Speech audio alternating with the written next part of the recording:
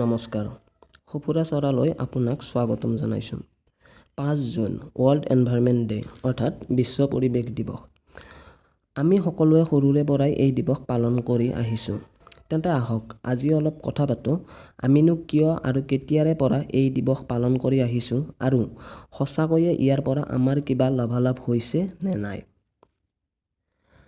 প্ৰকৃতিৰ প্ৰদূষণৰ প্ৰতি লক্ষ্য ৰাখি 1972 চনত ইউনাইটেড নেশ্যনৰ এখন সংবাদমেল অনুষ্ঠিত হৈছিল আৰু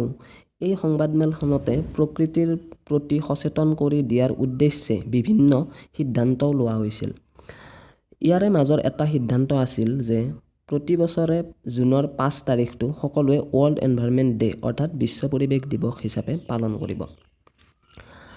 1974 চনত এইটো কাৰ্যকৰী হয় আৰু তেতিয়াৰে পৰা ভাৰতৰ লগতে বহুকেইখন ৰাষ্ট্ৰই বিশ্ব পৰিৱেশ দিৱসৰ পালন কৰি আহিছে এতিয়া মূল কথাটো হ'ল আমি যে এই দিৱসটো পালন কৰোঁ তাৰ পৰা আমাৰ মূল উদ্দেশ্যটো পূৰণ হৈছে নে নাই আচলতে যদি মই মোৰ ধাৰণা কওঁ তেন্তে মই ক'ম যে আমি বিশ্ব পৰিৱেশ দিৱস মাত্ৰ পালনহে কৰি আহিছোঁ ইয়াক কাৰ্যকৰী এতিয়ালৈ কৰিব পৰা নাই 5 জুনত এটা গছপুলি ৰুই দুআষাৰ প্ৰকৃতি সজাগতামূলক ভাষণ দি বা শুনিয়ে আমি আমাৰ কৰ্তব্য সামৰণি মাৰিছোঁ মই এনেদৰে কৈছোঁ কাৰণ কিছুমান তথ্যই মোক বাধ্য কৰাইছে এনেদৰে ক'বলৈ কেইদিনমানৰ আগতে পোৱা এক তথ্য অনুসৰি আমি এনেধৰণে যদি বনাঞ্চল ধ্বংস কৰি থাকোঁ 2050 চনলৈ আমাৰ প্ৰতিজনৰ বিপৰীতে আমাক 3 জোপাকৈ গছ-গছনি লাগিব আমাৰ পৰ্যাপ্ত পৰিমাণে অক্সিজেন যোগান ধৰিবলৈ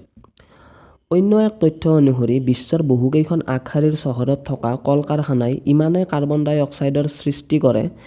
যাক শুদ্ধ কৰিবলৈ তাত গছ-গছনিৰ সংখ্যা কম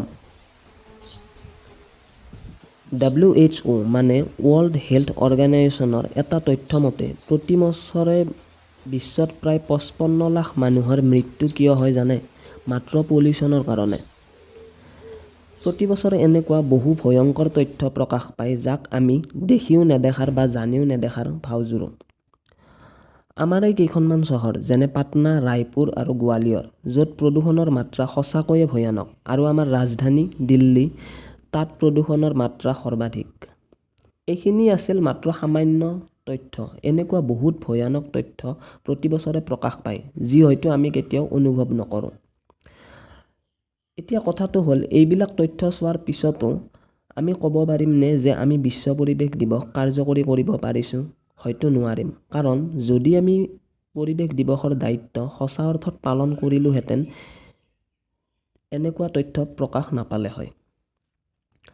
এতিয়া আমাৰ কৰ্তব্য কি মানে আমাৰ পৰিৱেশক আমি কেনেকৈ ৰক্ষা কৰিব পাৰোঁ আচলতে আমি সকলোৱে আমাৰ পৰিৱেশৰ প্ৰতি দায়বদ্ধ হোৱা উচিত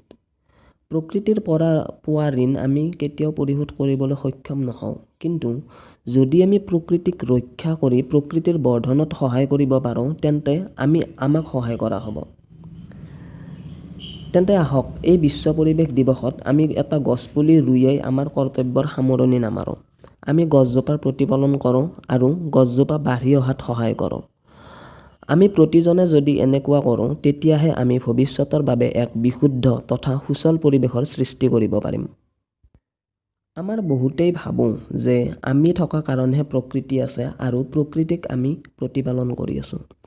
এইটো আমাৰ আটাইতকৈ ডাঙৰ মূৰ্খামি আচলতে প্ৰকৃতি থকা কাৰণেহে আমি আছোঁ আৰু প্ৰকৃতিয়ে আমাক প্ৰতিপালন কৰি আছে প্ৰকৃতিয়ে আমাক থাকিবলৈ ঠাই দিছে খাবলৈ খাদ্য দিছে আৰু উশাহ ল'বলৈ